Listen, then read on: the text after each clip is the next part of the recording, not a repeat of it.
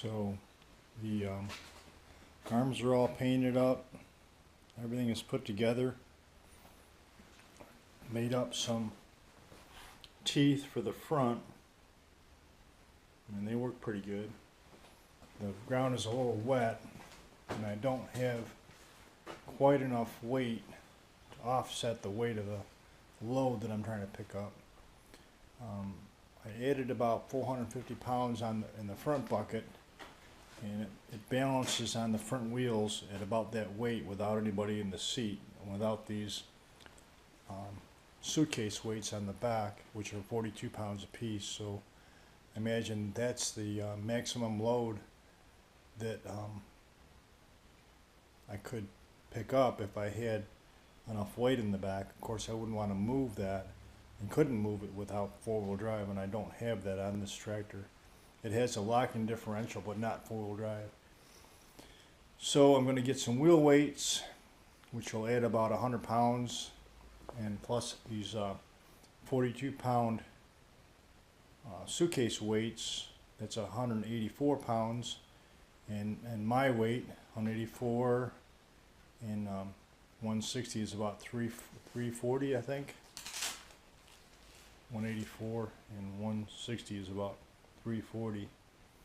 So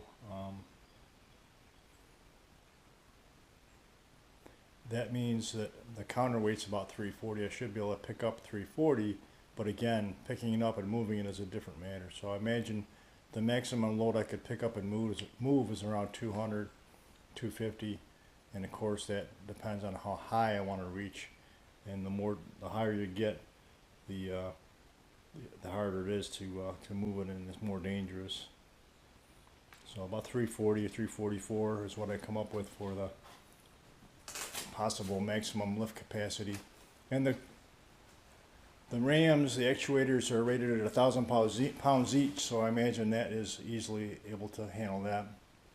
The front bucket's got a 500 pound capacity, so the curl on it might be a limiting factor. We'll see.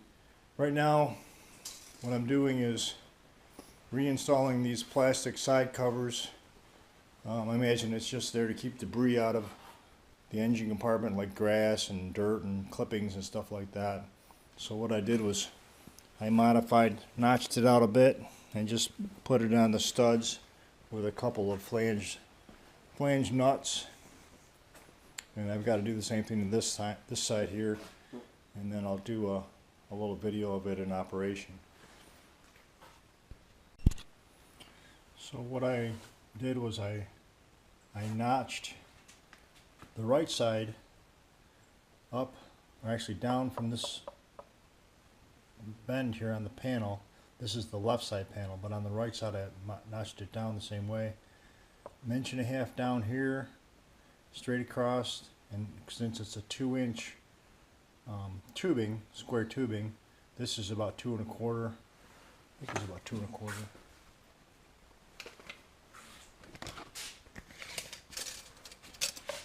Actually, it's almost 3 inches, 2 3/4 actually, 2 3/4 across, and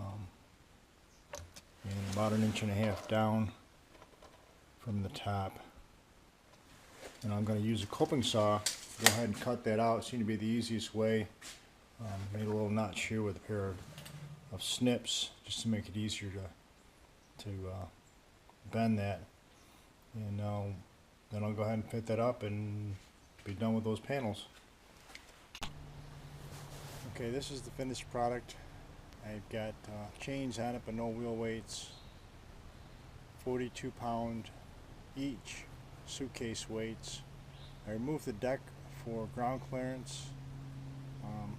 Removed the front bumper to enable me to open the hood easier without having to lift up the booms.